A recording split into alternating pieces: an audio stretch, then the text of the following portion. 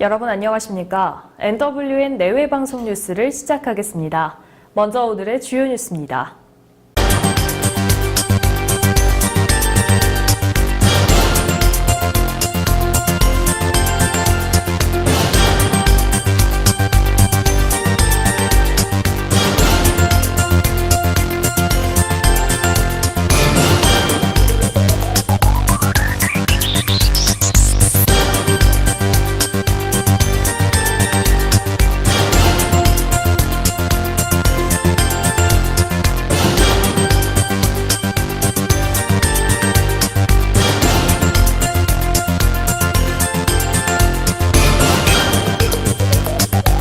이른바 해경군 김씨 트위터 계정 주인을 이재명 지사의 부인 김혜경 씨로 지목한 경찰 수사와 관련해 이재명 지사가 어제 입장을 발표했습니다.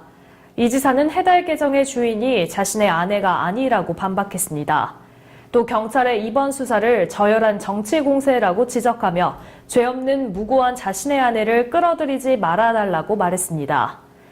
이 지사는 휴대전화를 제출해 결백을 증명할 생각이 없냐는 취재진의 질문에 4월 당시 이상한 전화가 많이 와서 새로운 전화를 만들었고 현재는 없다며 수사를 하는 동안 경찰이 요청한 적이 없어 아쉽다고 밝혔습니다. 한편 해경군 김씨 트위터 계정을 수사해온 경기 남부경찰청은 이재명 경기지사의 부인 김혜경 씨를 어제 수원지검으로 기소 의견 송치했습니다.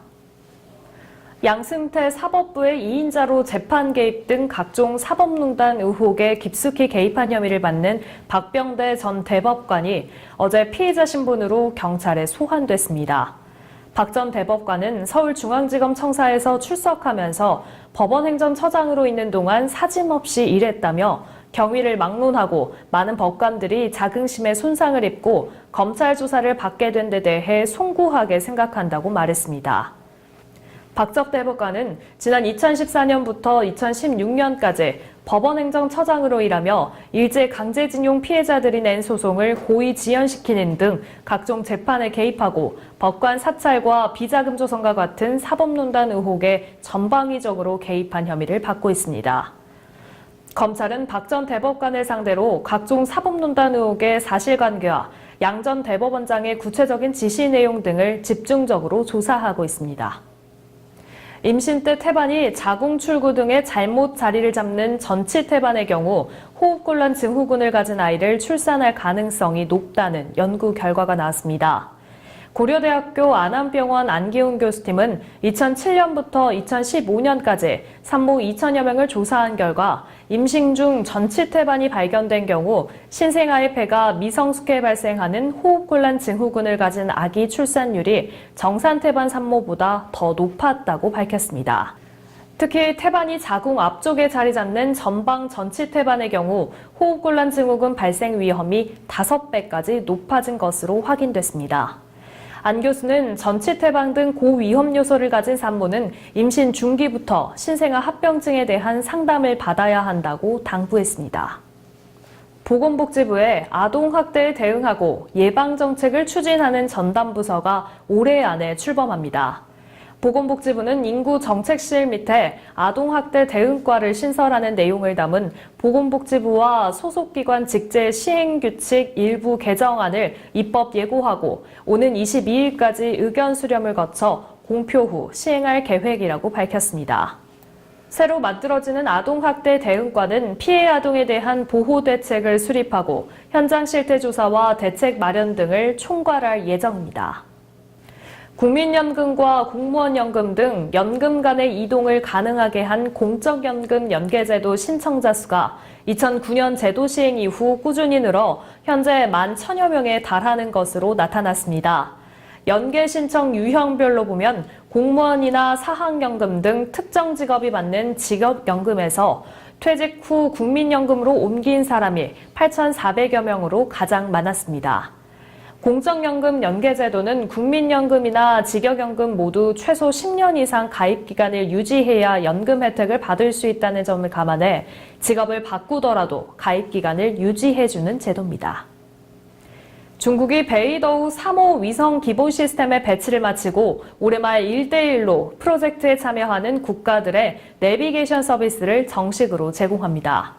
중국 신화통신은 오늘 새벽 2시 7분 시촨성의 시창 위성발사센터에서 창정 3호 로켓으로 베이더우 3호 위성 2대를 성공적으로 쏘아 올렸다고 보도했습니다.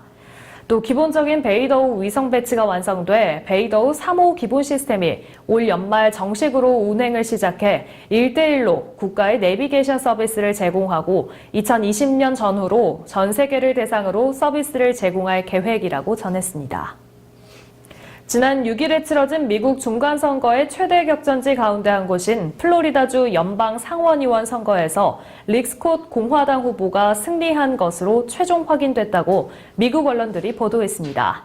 스콧 후보는 최종 득표율 50.05%를 기록해 3선 현역 의원인 빌 넬슨 민주당 후보를 0.12%포인트, 득표 수료는 10,000표 정도로 제쳤습니다. 앞서 스콧 후보와 넬슨 후보의 득표율 격차가 0.15%포인트에 불과해 주 선거법에 따라 일주일간 수작업 방식으로 재검표를 진행했지만 결국 승패는 뒤바뀌지 않았습니다. 이로써 공화당은 상원에서 52석을 확보해 민주당과의 의석차를 5석으로 벌렸습니다.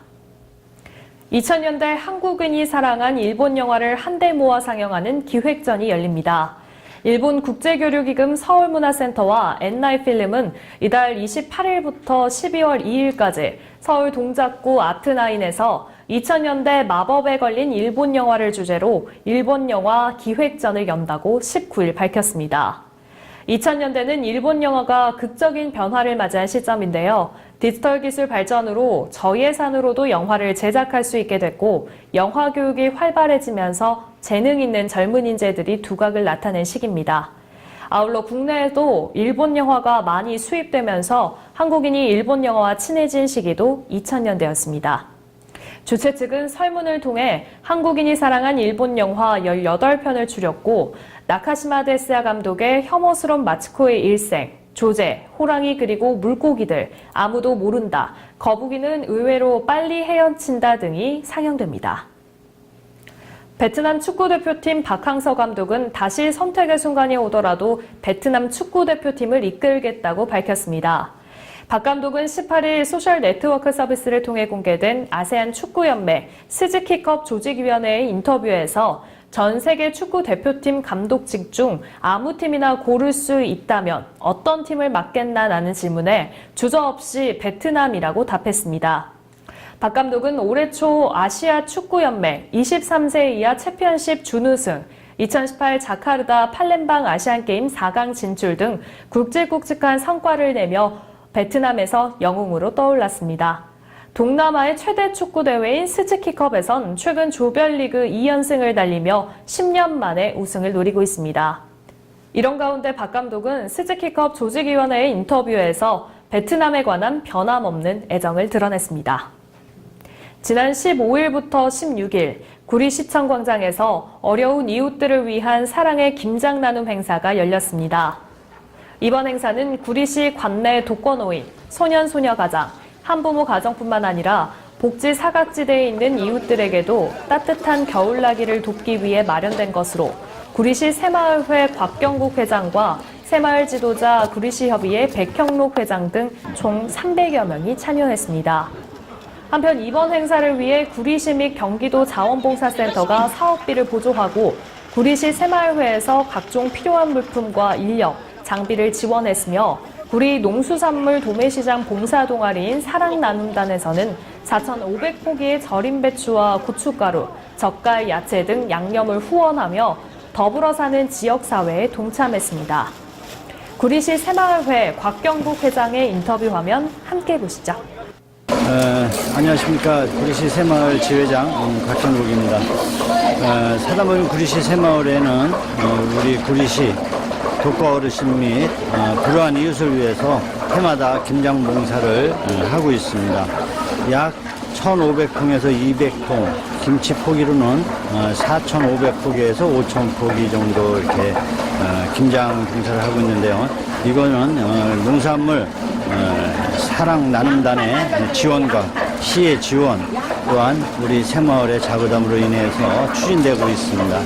1박 2일 동안 이틀 동안에 15, 16 이틀 동안에 김장 봉사를 함으로써 우리 새마을의 역사를 써내려온 이웃사랑의 실천에 매우 기쁨과 보람을 느끼면서 하고 있습니다.